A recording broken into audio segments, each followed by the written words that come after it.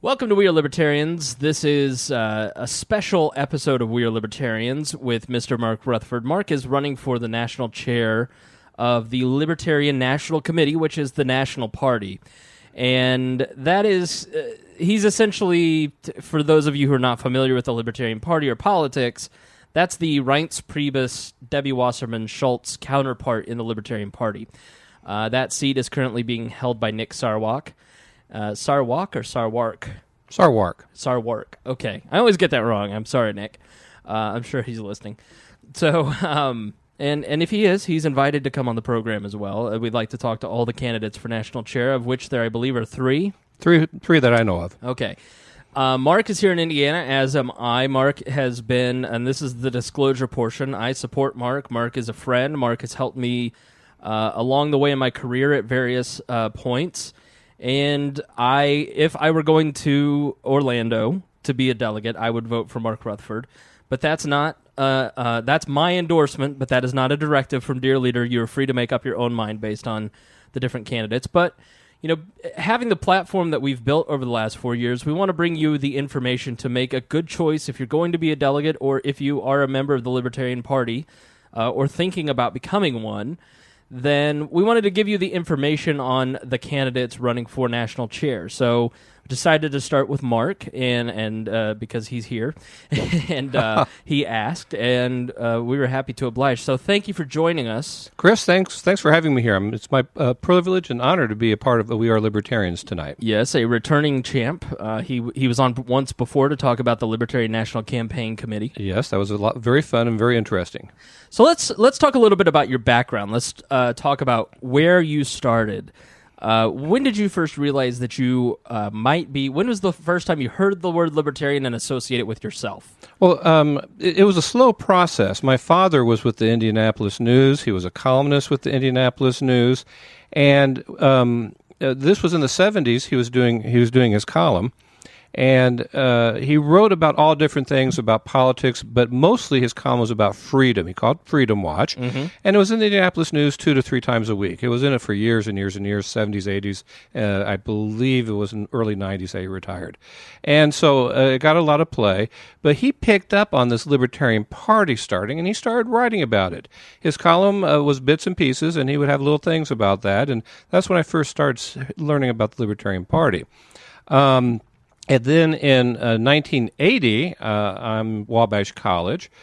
Some of my fraternity brothers picked up on Ed Clark for president and actually did a lot of volunteer work in Indiana, especially in Crawfordsville, Indiana, for Ed Clark and that campaign. I followed it. I thought it was very interesting. And at that time, I was mostly concerned about registering for the draft. I was very much that registering for the draft was inappropriate, that the all-volunteer Army is the best way to do things. I'd already was starting to read Milton Friedman and agreed with Milton Friedman that that's the way you should do things.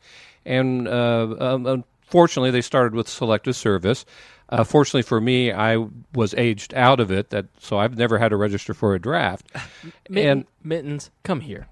This is a dignified interview. This is a dignified interview. We've got another guest here. Mittens is actually a very, very fluffy guest. You have, yes. So sorry about that. I apologize. George Stephanopoulos would never have this. Oh, hey, no, but I'm not George Stephanopoulos. So, but I was very active in that, and that's where I put most of my libertarian-esque stuff into. But, you know, once I get into law school and then being a young lawyer, you'd read about the Libertarian Party. And the nice thing was that in the late 1980s, early 1990s, Libertarian Marion County started running, trying to get people on the ballot through petitioning, had some successes with doing it. And in 1992, Steve Dillon, a good friend of mine, got on the ballot for Secretary of State, and he was able to get over 2% of the vote to get automatic ballot access for 4 years for the state of Indiana. And I started to see more of it. My good friend Kurt St. Angelo ran for Congress in 1996. Amazing thing. He bought the best bumper stickers possible. I still drive by intersections and see them on telephone poles and light and traffic signal fixtures. As do I. Yeah. Yes. Oh, you do too. Uh-huh. You know exactly. That was 1996. And then Harry Brown, around 95, 96, was on the local AB leading talk radio station. At the time it was on AM. Now it's on FM, called WIBC. And I found him. I was like, oh my gosh, this is just who I am. I understand him. I get him. It's good to hear somebody who is thinking about things the way that I'm thinking about when it comes to government and politicians. I've been active with the Republican Party somewhat. I was a deputy prosecutor in Marion County. Steve Goldsmith, who was later became mayor of Indianapolis, was my boss. But it was becoming obvious that it wasn't a very good fit, and that the Republican Party was going in ways that were very, very uncomfortable. I understand the need for a big tent, but their big tent just didn't seem inclusive for people who believed in freedom and liberty, and it was becoming more and more obvious. And then in 1998, I just took the plunge. Steve Dillon, my good friend, said, Mark, be the treasurer of my Secretary of State's campaign. And we did it, and we had a great time. That's how we got it again. That's how we always get you. We make you treasurer, or we give you some low-level, position, or make you campaign manager, and then all of a sudden you're running for chair. That's right. That's right. That's right. Exactly. That's how it happens, and that's what happened to me. But it was great, and I became active. And the people you meet in the Libertarian Party, as a whole, most of them are just wonderful people, and they're great to be with. They're great not only to socialize with, but great to do hard work of changing things, especially when they're all looking to get people elected or appointed to office. When you're with that type of group, it's a lot of fun. They work together, and you can measure your accomplishment.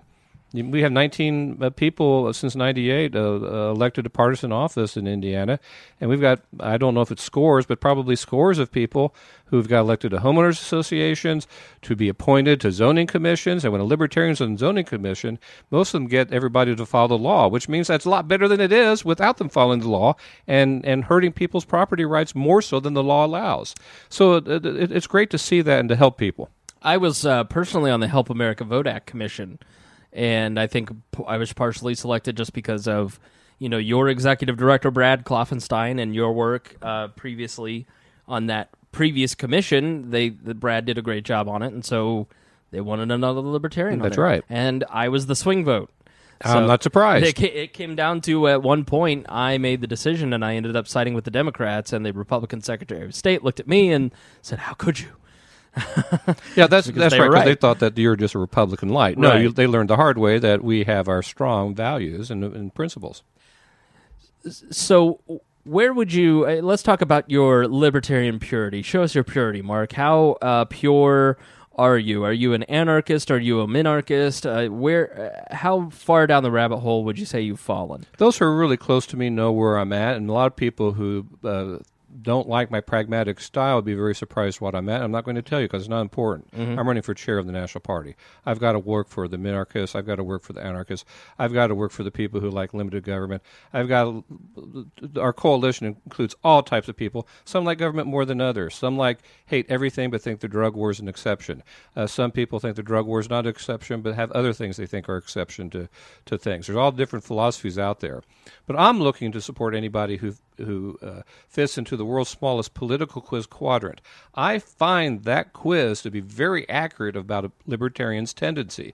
And if you fit in that quadrant, what I've observed is that if we can keep the people interested to fit in there, we don't alienate them by saying, oh, you're not 100, will go away, that we keep them around and they become 100 in a few years. Because as they are around people that they like, they begin to understand it, it fits together, and they go, I now get it. I've seen a lot of people on a lot of things on there. So sorry not to answer your question about that, but I don't want to alienate people. Typical politician. Yes, I am. No, I understand it, because there is a culture within the Libertarian Party that, if you're not on a particular team, I think it's like any other political party. It's not to exclude them. It's just any group of humans get together and they want to bond with the ones that are most like them. And is that culture that I've kind of outlined, that I won't ask you to analyze, but trust me, people, it's there. Is that why one of your slogans is inclusive? Yes. And you're just putting one of your values front and center. Why is that? Because we're too small to break up into the small little groups, and I see that happening all the time. Exclusivity is the killer of churches, it's the killer of organizations, it's the killer of small governments, it's the killer of large governments, it's the killer of corporations and small businesses and large businesses.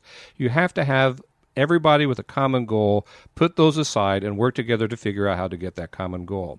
If there's two of us trying to take down the bad parts of the United States government and change them, we're not going to succeed.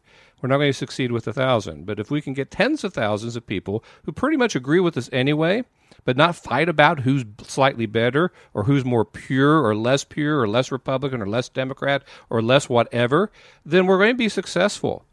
There are some issues out there that when I'm having fun with my friends, I'll joke about. And I said, I can hardly wait until we get to the point where the Libertarian Party will divide in half into the two major parties over this one issue. But we'll be running everything, and everything will be better for everybody. So that's how you have to think about things, that we are a political party. You have to be a big tent. You have to bring all different types of people, and the goal is to make things more libertarian. If anything I can do, whether in office as an appointed official or getting people elected, leads to making things a little more libertarian, that's the standard of success.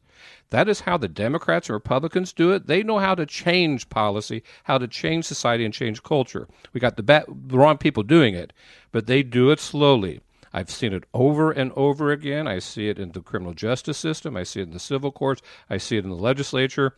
You just kind of whittle a little bit away on the things that are important. And all of a sudden you look back, and if you do it a little bit at a time, you go, my goodness, I can't believe that we won. It only took 15 years, but guess what? We got it done. Now, if you had gone out and said, we want it now, go away, we hate you, everybody, without the compelling arguments, developing the friendships, or maybe not friendships, but the trust that you are credible and you are trying to change things rationally, that without that, it's not going to happen. You just go in and you start throwing rocks. You start sticking sticks in people's eyes. It doesn't happen. And when it does happen, it's usually a revolution, and you have Cuba, and those people have been under an awful system for 60, 70 years. They had a bad one beforehand, but they certainly didn't get a better one. So what are some specific things that you as chair can do to help change the culture in the party? Because I've been away from the party for about 3 years, and I've dipped my toe back in the water, and I go, why am I doing this? And I think part of it is just is human nature. But what are some specific things that you as chair can do to help change some of the culture within the party that makes it more inclusive and more welcoming? Well, one thing you do is that you have to focus on candidates and getting people appointed, because we don't have enough people to do that unless we are inclusive. Then that won't work. If the focus is doing that, then even people who may disagree with some of the candidates that might be run out there, will understand that they are important and they're fine to do that. We get more volunteers, it gets larger, it gets better, it just gives you the mass that you need to get things changed and to get people elected. You need to have all the periodicals that we have to focus on things such as getting people elected or appointed, and the good things that they do to make things more libertarian. That brings more people in. Other things you have to do is that the national office and its staff cannot be, and the officers, which has happened for, I would claim, mostly for 40 years. Some have been good, some not been so bad, but generally, I think this is a truism, they have to be outwardly focused. They don't wait things to come for them. They don't just sit back there and hope that Indiana or Ohio or Florida sends an article in them about what they're doing. They make the phone calls, and they find out what really is going on. And it doesn't mean they're necessarily calling libertarians. They're calling other agencies, media, etc., to find out what is going on. You've got to have very strong data. Now, data isn't a data dump of who your members are. That's important. But it's also including things like, who are the people out there who are voting who are kind of like you? How do we reach out on that? We have to spend money on the infrastructure to identify those people, and then we have to go after those people, and the way you do that is through branding and through marketing, and you assist the states in getting that done. Now, I'm very big on letting the states do what they need to do because they know their areas way better than I do. But we have to make it so it's easier for the states to do what needs to be done, which is to develop strong organizations that they know how to govern their organizations, and they know how to recruit candidates, and they know how to support the candidates. Notice I didn't say anything about what type of libertarian candidates. It's everything about the organization and the functioning and the strength so that they can do it. I've got to tell you, there are candidates who could do quite well probably in Pennsylvania who would just not even get attention in Wyoming and vice versa. Mm-hmm. But those states know that, but they have to have the basics to be able to do that. Quite frankly, there's an awful lot that needs to be done, but those are the things you start looking on. But one of the most important things to do is that you've got to get the attention of the national media. And you do that by being there, being active. You don't do it by just sitting in the office or just sitting in your home state. You have to go out and you have to join the organizations that they belong to. You have to be at the events that they are. You have to roam the halls of Congress, and so that they know who you are, so that you get respect, and that you do succeed in getting people to say, okay, you're okay, we'll put you on the newscast. And it starts slowly. You might get the crappiest weekend for the Sunday news shows. But if you're good, and I've done a lot of it, and I've done a lot of interviews, both TV and radio and other forms of media, then you get invited again. And before long, they go, well, this is interesting. They make this program interesting. Let's invite the Libertarian National Chair again. Mm-hmm. Those are what you have to do. There's a lot of things on the list and a lot of things to do. Yeah, absolutely. I think there's one specific thing that stood out to me in Iowa this past year that really illustrated a weakness that the Libertarian Party has that you kind of touched on, and I'd like you to answer this, because I'd like to hear where you might go with it. Hillary Clinton she found specific volunteers to basically be butlers for or guides for specific people in a precinct. They took the idea of precinct captains and put it on steroids and digital. I mean, their whole website and their back-end system was built on a sales database as opposed to campaign software. And so what would happen is a volunteer would then target several, maybe a dozen or 50 people in a certain caucus area, and would make 30 phone calls before the caucus day. And instead of getting robocalls, they got that one person. So, yes. Hi, this is Chris. I'm calling you, Mark. I want to talk to you. And so you were able to develop a relationship. And politics is the people business. You've got to develop relationships. And this is just a magnificent way for the Clinton campaign to develop a relationship with a voter, convince them, show up on caucus night, say, hey, I noticed you haven't voted yet. Do you need a ride to the polls? Do you need a way to mobilize people?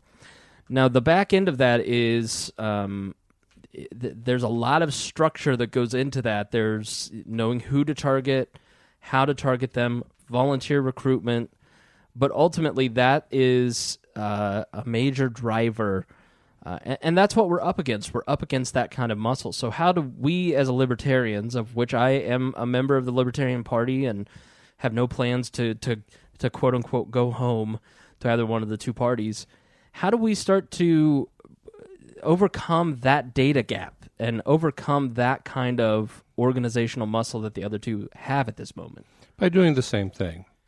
It's not that expensive in the long run, especially if you're a national organization. If you start doing it, people start giving you money to continue to do it. We can do it, but we aren't.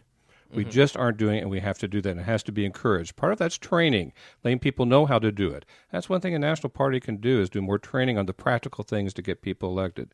If I may, let me tell you about Marion County, Indianapolis, Indiana. Mm-hmm. Very, very, very strong Republican county. Probably still would be, but for a couple of people in the late 80s, early 1990s who understood the value of databases. And they basically put the party was actually the Libertarian Party of Marion County, which was starting to get stronger and starting to run candidates, could arguably have been stronger than the Democratic Party in Marion County. But these people knew that they had to identify and reach the voters, touch them, and to know who they were, and they spent a lot of time doing that. The organization that you talked about with Hillary Clinton is what they did. We can do the same thing, and we can get that done. The resources grow as you show people that you're worth giving money to. If what you do is not to do those basic functional things, people, maybe rightfully, won't give you the resources to get there. But the end result was, and Chris, you know this since you live in the Indianapolis, is that the dominant party now is arguably the Republican Party. The Republican Party is still very competitive, but the Democrats are now on top. And that happened because they understood that they need to reach their voters. And let me tell you another thing that libertarians have to understand. You do reach the voters.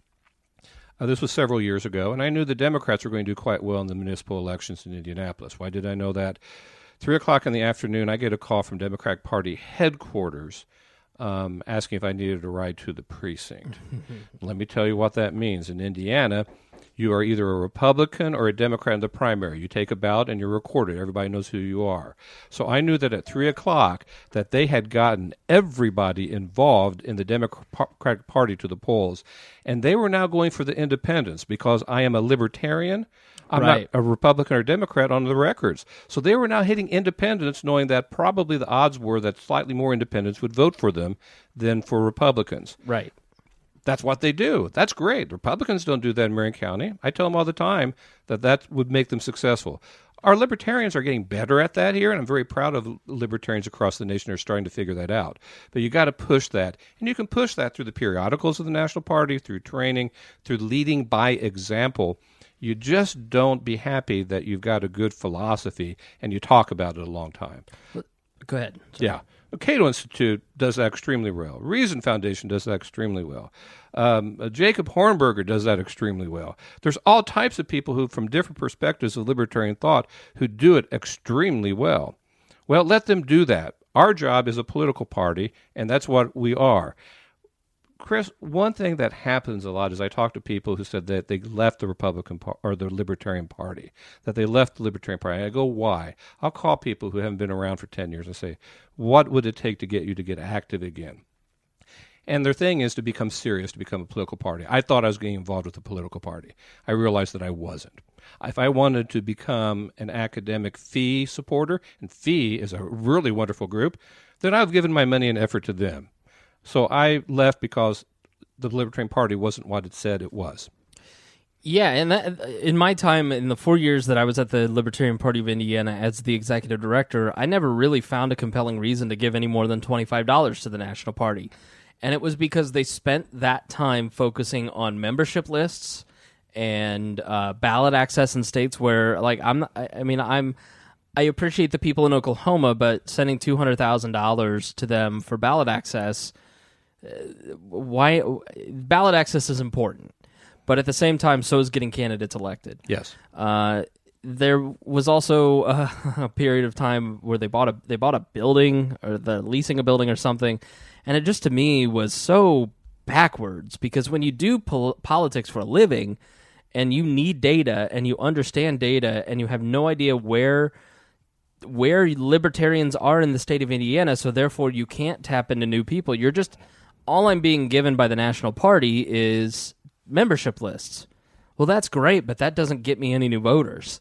We can't win on libertarian votes alone. Right. So some of the priorities of the National Libertarian Party over the last however many years, at least since I've been involved the last 8, have just not seemed to connect with the realities of getting people elected. Right, and that's what I, as chair, would do, and it'll be a cultural change, which I think is starting to happen quite a bit from talking to other libertarians, and that is we are a political party. That's our niche.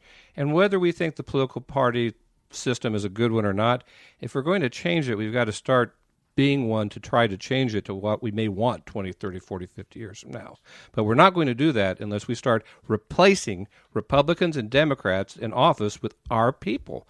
People who think like us, think how government should be or how little it should be, and where it should be involved and where it shouldn't be involved.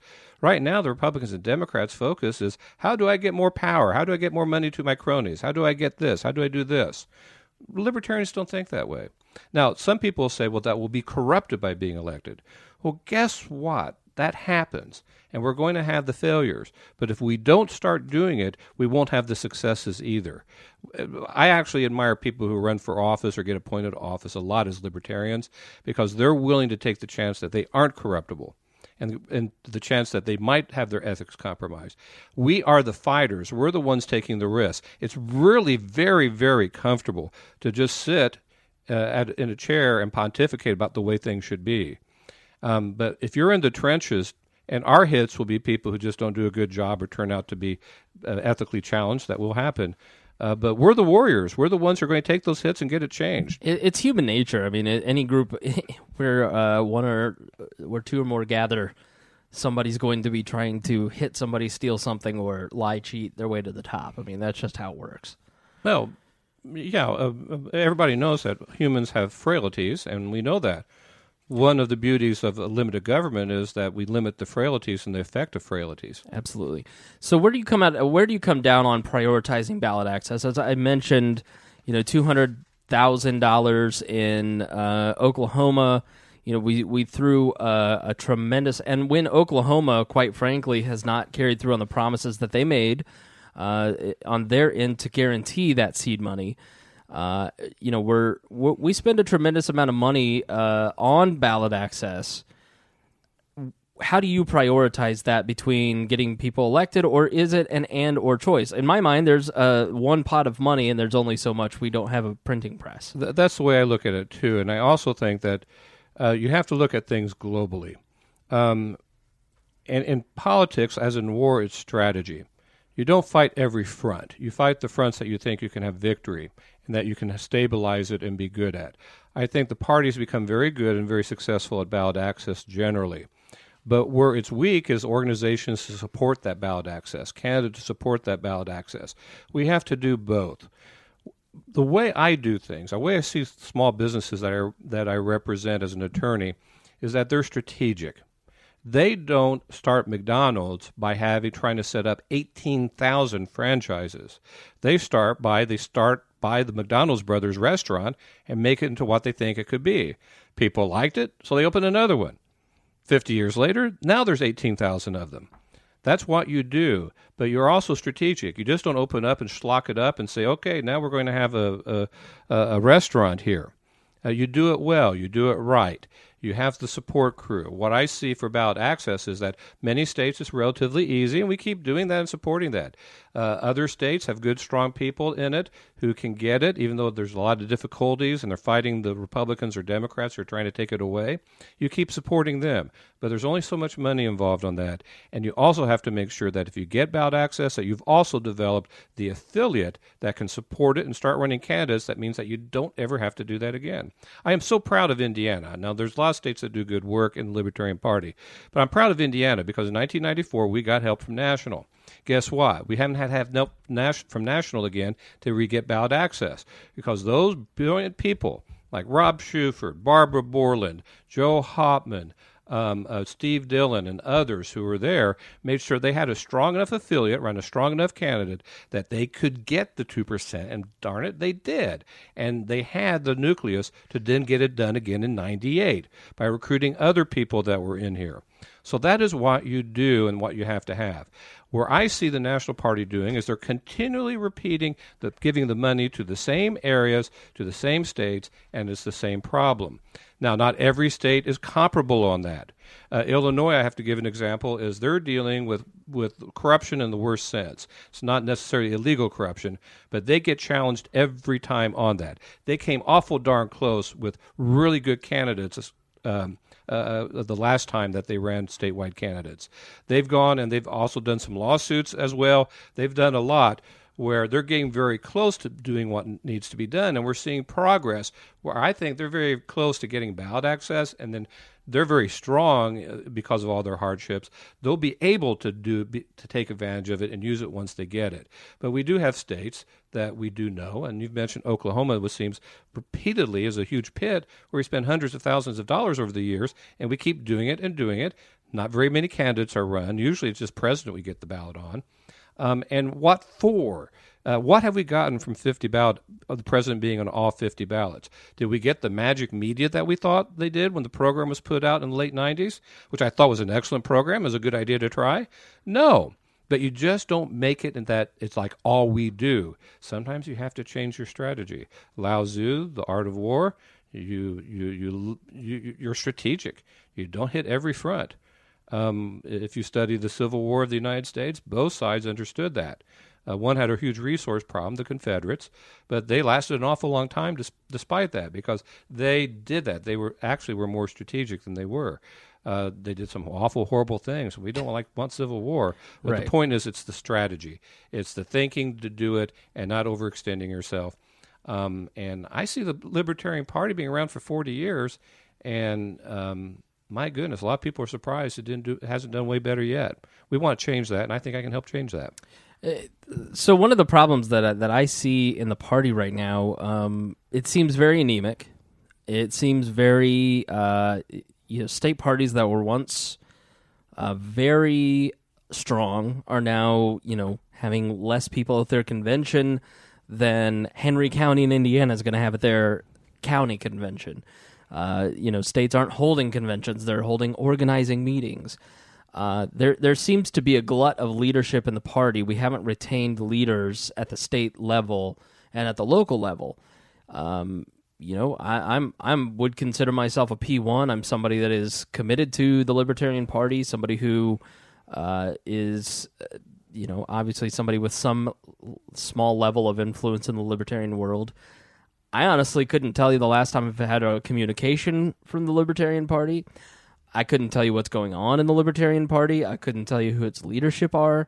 There's very little communication from the National Party down, and as a result, somebody who was a leader in the Libertarian Party and very active. Now, obviously, I had my personal issues, but so this is a twofold question. Sure. Because I think they're related.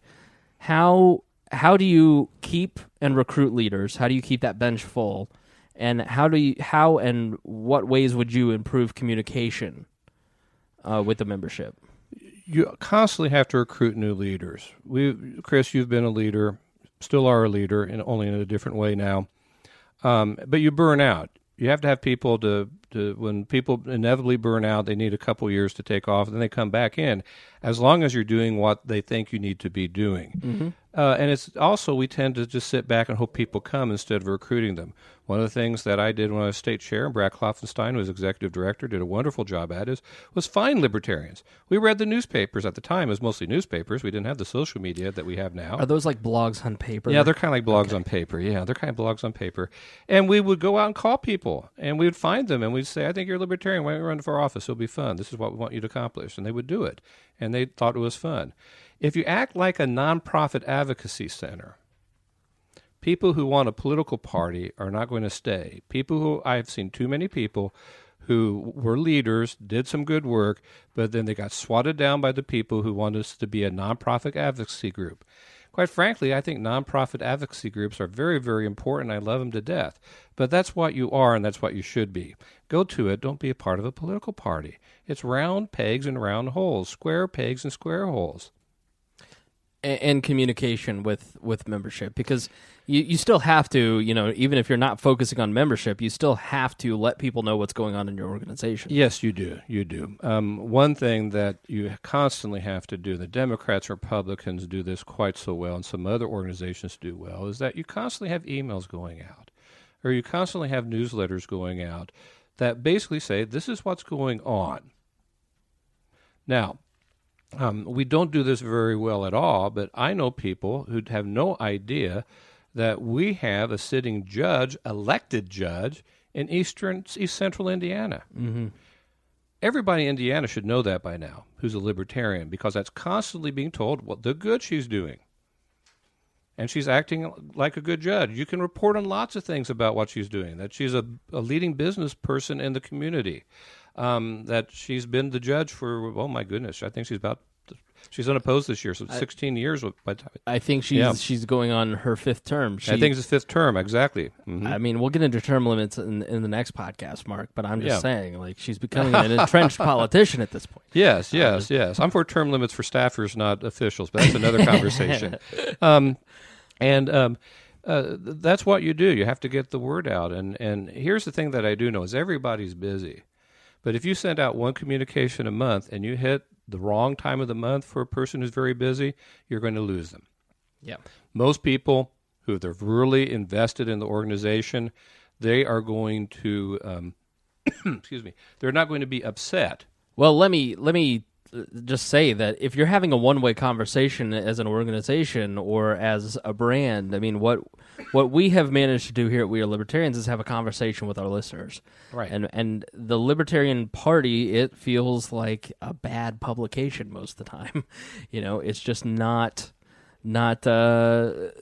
effective. Yeah. So let's I've got a frog in my throat. Sure. Sorry. Let's talk about experience. Mm-hmm. One of you're running on what are your two catchphrases?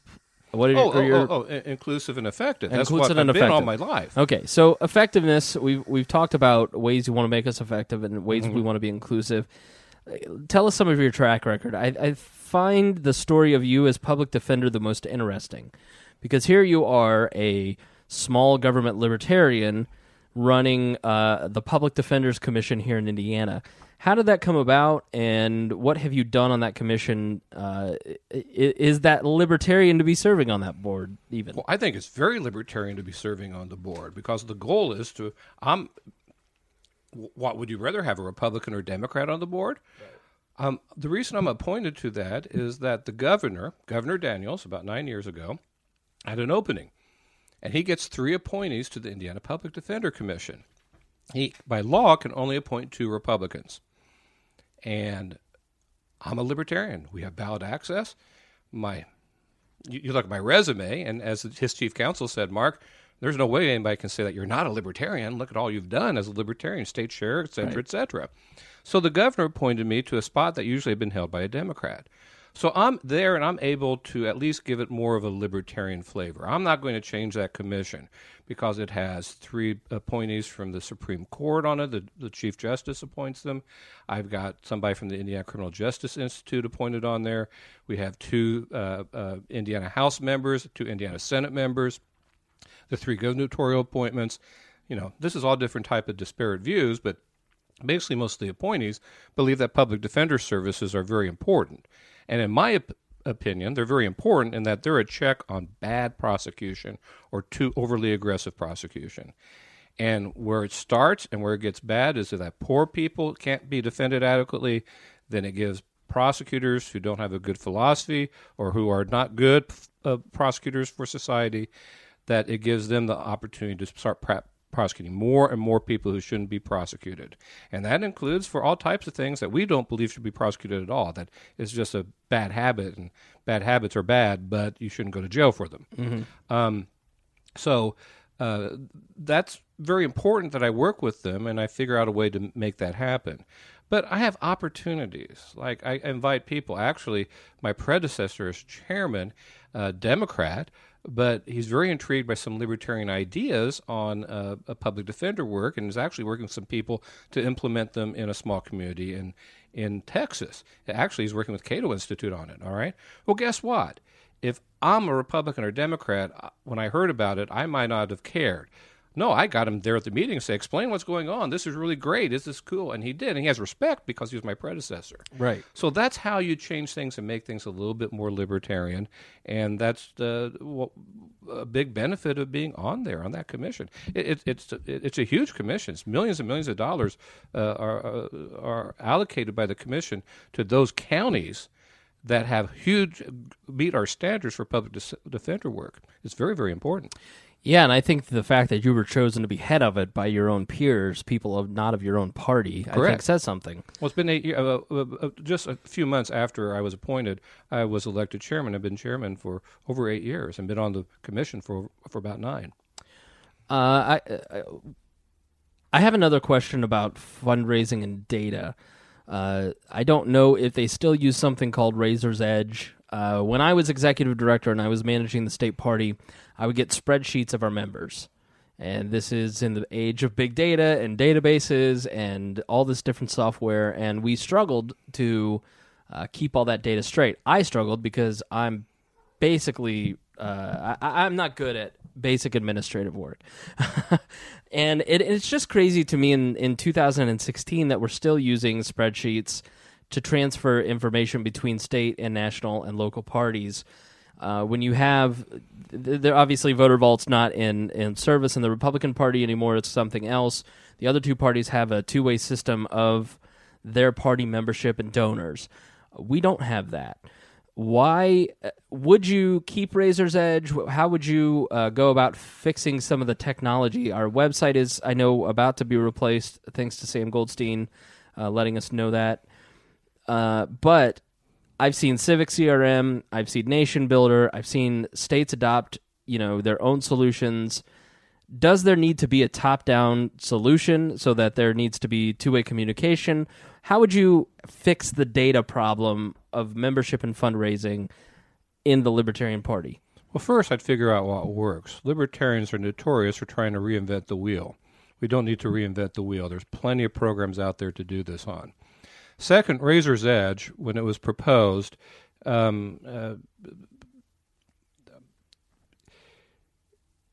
we did the best that we could with the information that we had, and it was a very, very expensive a project. I actually even voted for it. This is a long time ago because it just seemed like better than what we had. The problem was that not enough due diligence had been done. And as chair, you're responsible for doing the due diligence on this and making sure of that. Soon after it was implemented, I knew somebody who did college fundraising, and I said, I'm not sure what our system should be, but everybody decided Razor's Edge was the one, and they were horrified. They went, oh my gosh, Mark, for this to work, you have to be the size of Harvard University, Princeton University, MIT, with donor bases like that, because it takes 20 to 30 staffers to make it work. You were told it's an excellent program? It is, but you better have 20 employees to make it be excellent. Right. So, but we've never gotten rid of it since then. And mistakes happen. We've all had done things in our life where it wasn't the best thing to do, and we learned the hard way.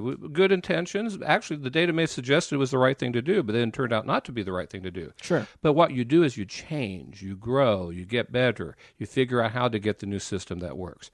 Yeah, we have to change our database system tremendously.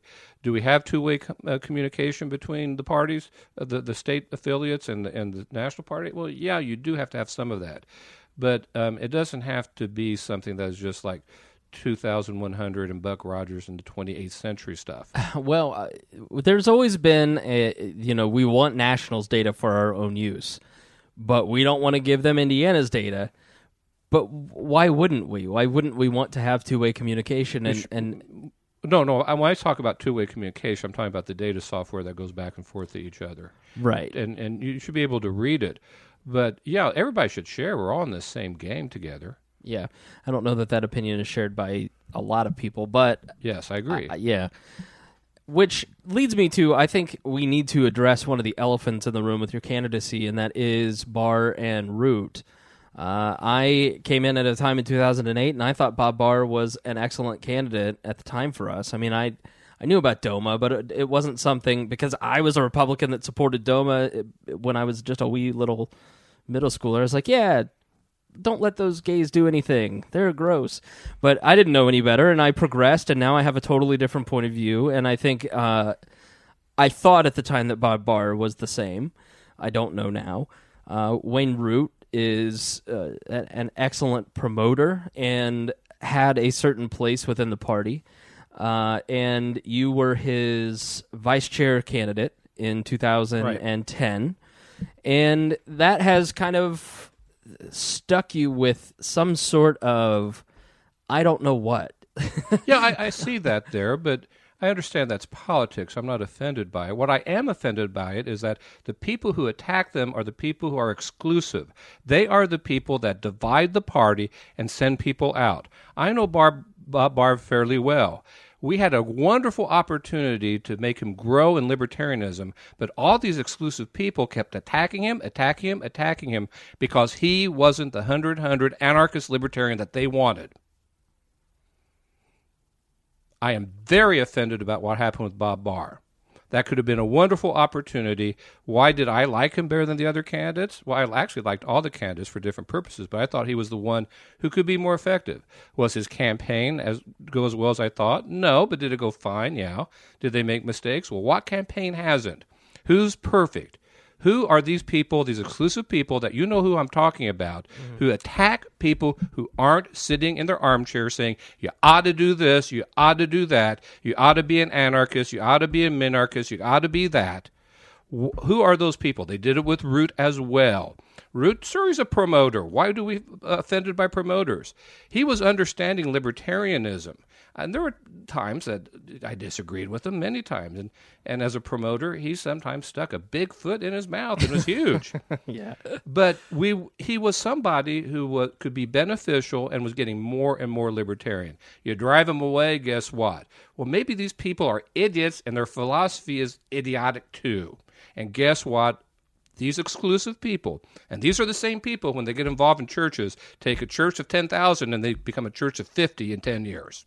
Right. I am tired of those people, and those people are the people that shouldn't be involved in the party. They're in the wrong place. If they think that the philosophy is so important and all you have to do is tell the philosophy to people, then start your nonprofit and do it. Actually, they might be successful, but where they are now, they're not successful. So how do you deal with that negative culture? I mean, how do you deal with those people directly? I mean, is it just a faction of is it a small amount of people, or is it a large faction of people, and what do you do about it? It's a small amount of people, but they're very vocal, they're very loud, and this is their priority.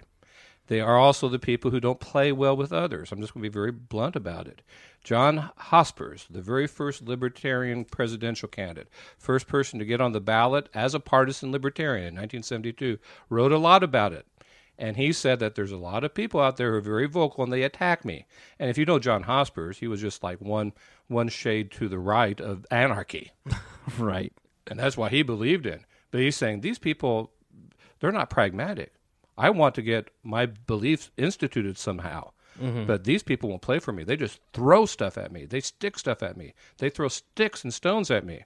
And he was the type of person, from what I've learned, by the way, he was our very first gay libertarian candidate, openly gay presidential candidate ever in the United States. Right. So he was a philosophy professor, and he understood sticks and stones, so it break my bones.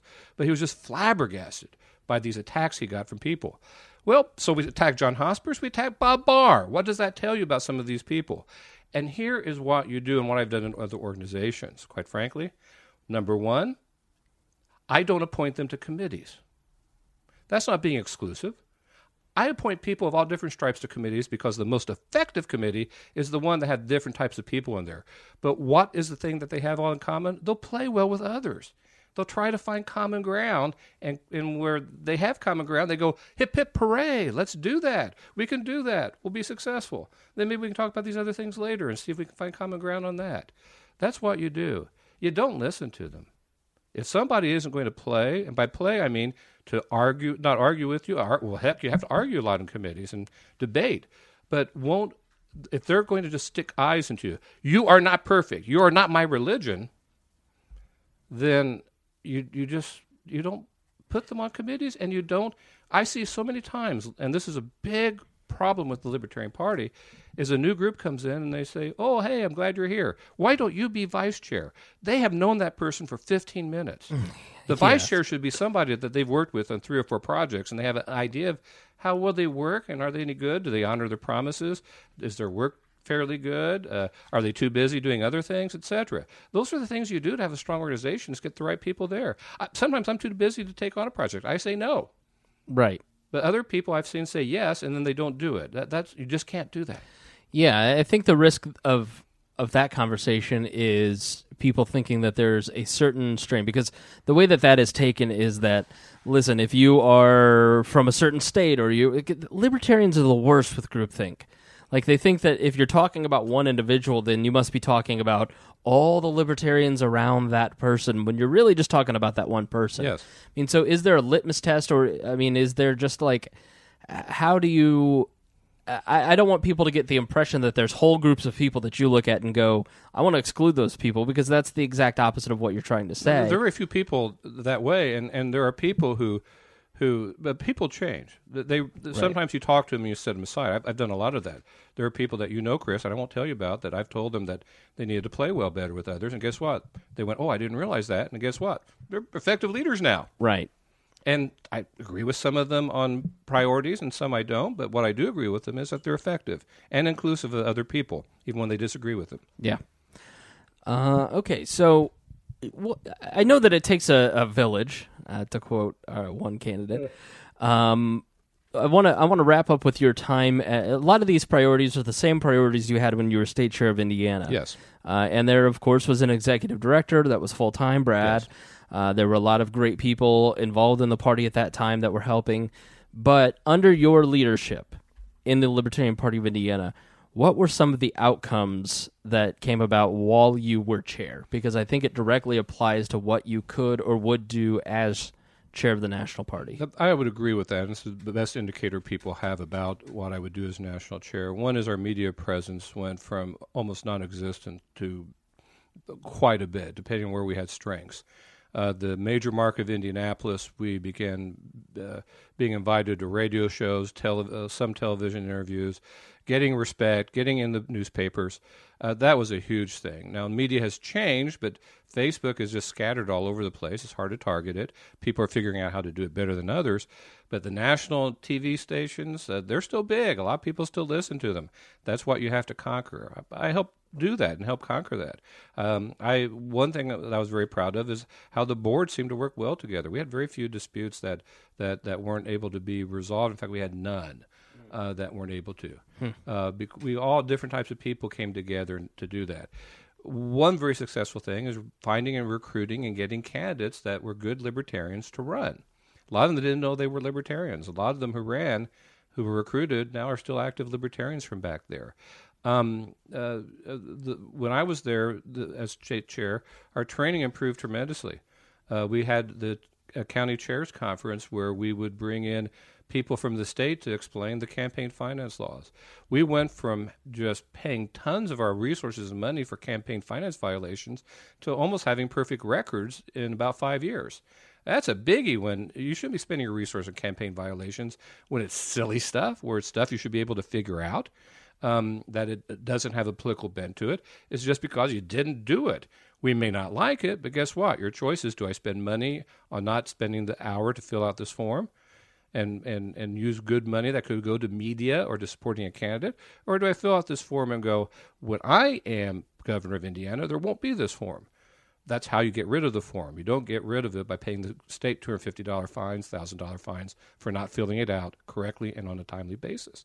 So it's things like that that you do that make you more serious. And you go out, and so it's an outwardly focused. And you're going to run across people that it just doesn't work out. But I'm very proud of the fact that it was very far and few between. And there was a lot of people who we had differences in philosophy on how you do something, but we respected certain areas. There's one person in Indiana who I actually enjoy talking to this person quite a bit. They enjoy talking to me. We don't agree on some of the things on strategy, but this person's highly effective. So this person I'm constantly recommending to being on committees and stuff to get things done, because this person does do that. Right. And I'm very proud of that. That was a huge part, I think, of my tenure as state chair, is that we had all different types of people working together. As in a traditional episode, we give the last word here for you. We give you the floor. So you get to self-promote. You get to talk about anything that we might have forgotten. So the floor is yours, Mark. Well, I forgot to talk about bacon. Anybody who knows me knows that I post a lot about bacon on my Facebook page, my personal one. My personal one, I tend to stay from politics because guess what? I'm an inclusive person. I have a lot of people who follow it who are all different stripes and stuff, and they're there because they think I'm funny or kooky or whatever it is, or they enjoy it. They're good friends. I know a lot of people. I do have a political page, and that's where people go to find out what I'm saying politically. I've got some friends who are very strong other parties who love my political page, but they like my perspective, and so that's important too. But I'm not boring the other people who don't want to deal with that at all. Was that a shot, Mark? Shot? What? No, I'm just kidding. I mix it all, man. Oh, you mix it all. You mix know what? it all. Frankly, you need more memes. I need more memes. I need more memes. This campaign can be fueled by memes. Yeah. But that's a very important thing, is just getting people involved. And the world's smallest political quiz, there's no perfect metric, but that's a good metric. If they take the test, and I think that they're not trying to do what they're not, I always tell people to answer it truthfully. There's no wrong answers. You get a good idea where they are. Usually I'm not surprised where they land on that. Right. I do want to mention that we do have here, I hope you don't mind, that Kat Miller, my campaign manager, is here. If you're looking at the feed of it, you'll see that she's the person who saved me when I had the frog in my throat and got a glass of water for me. Thank you, Kat. And answered the door when the night shift came in. That's right. So exactly. Thank you, Kat. You're serving the campaign, and we are Libertarians well. And one last thing is www.mwrutherford2016.com is my website. I have a partial resume there about what I have. You see a little bit more about me in there. And always, of course, I have to do that. I'm a politician. When you're at that webpage, look at the donate button. Click it. It won't hurt you. Yeah, because it is expensive to run for this office, isn't it? No, it is. It's very expensive. It's tens of thousands of dollars. Yeah, and that is surprising. I think that's surprising to people. But the candidates that are running for national chair are spending in the what is that 5 figures? Yeah, not high 5 figures, but no, but it's still 5 figures. 10 to 30. Would you say 10 to 30? Yeah, I mean, so that there is a need for your favorite national chair candidate to be donated to. Yes. Okay, so thank you for joining us, Mark. Thank you, Chris. I hope that that people learn more about the candidates. I think this is definitely an underreported race, yet it is an important race if you are a Libertarian Party member. Thank you for joining us here on We Are Libertarians. Thank you, Mark. Thank you, Kat. And thank you, everyone, for listening.